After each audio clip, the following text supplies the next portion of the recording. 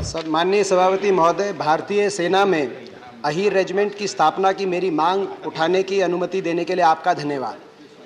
सभापति महोदय, यदुवंशी शौर्य का इतिहास किसी के परिचय का मोहताज नहीं।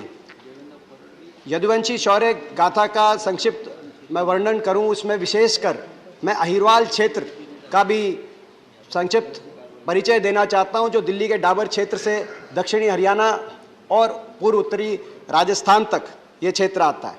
यदुवंशी समाज में जो समाज हल और हथियार से जिस समाज का बहुत पुराना नाता है, और ये अहिरवाल क्षेत्र, इस क्षेत्र में कन कन में, कोने कोने में, इस क्षेत्र में जय जवान जय किसान का नारा अगर गूंजता है, कहीं प्रतीक है, तो अहिरवाल क्षेत्र है। देशभक्त ये इलाका है।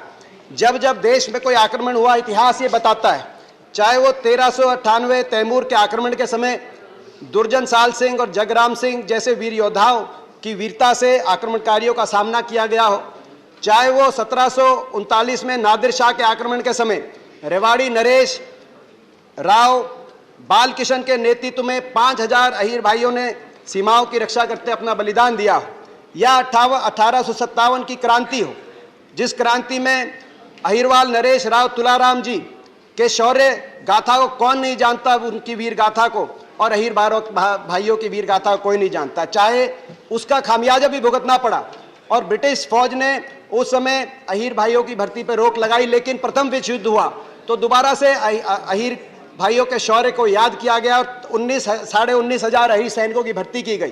द्वितीय विश्व युद्ध में 39,000 अहीर सैनिकों की भर्ती की गई। विक्टोरिया क्रॉस तोपखाने में अकेला हवलदार उमराव सिंह का शौर्य आज याद किया जाता है। लेकिन ये देशभक्त कौम है, और इसीलिए सिंगापुर में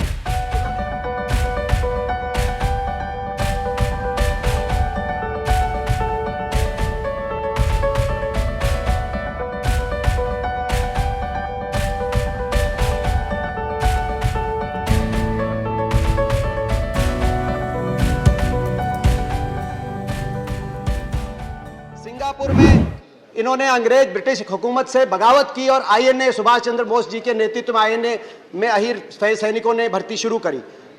चाहे आज़ादी के बाद का इतिहास हो, 1947-48 में कश्मीर पर पाकिस्तान के आक्रमण को रोकते हुए रेजांगला 1962 रेजांगला की लड़ाई में 120 अहीर सैनिकों ने 5000 चीनी सैनिकों से मोर्चा संभाला और चुशुल एयरपोर्ट को दुश्मन के कब्जे से बचाने का काम किया।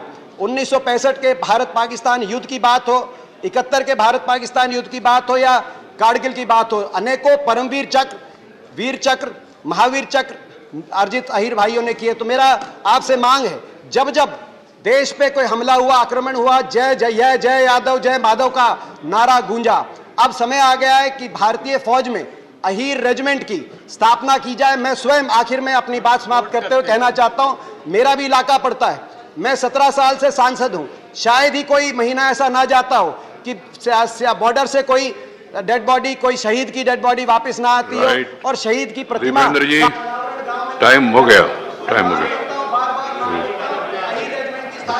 Right, thank you.